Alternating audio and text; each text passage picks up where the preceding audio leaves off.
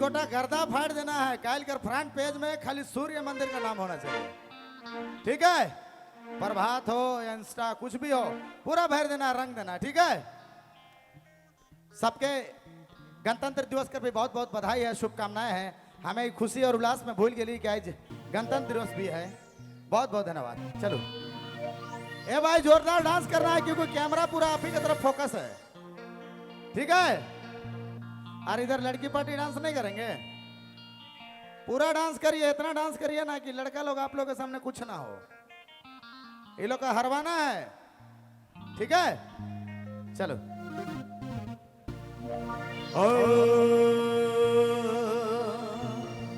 आय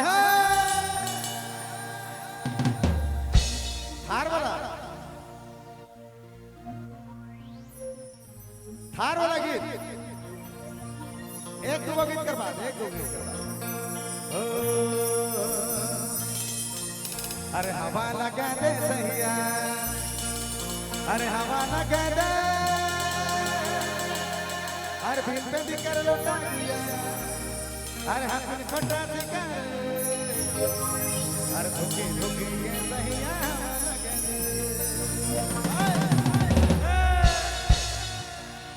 एकदम जोरदार।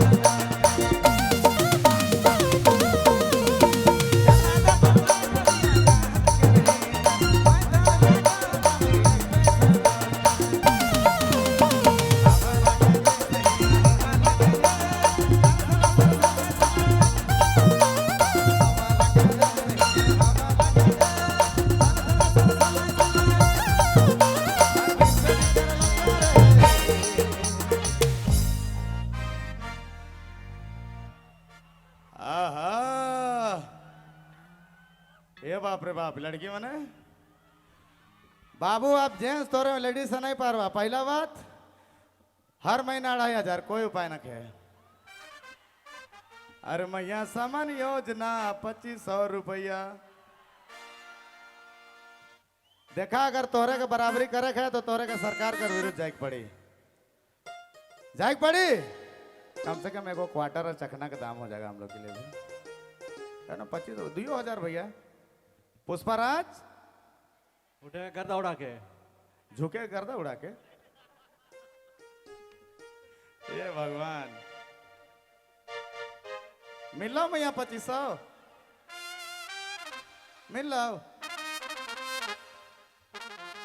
थारे वाला में चाहिए ए बाप रे बाप अच्छा पहले कर मना चलिए का ले 1 2 3 4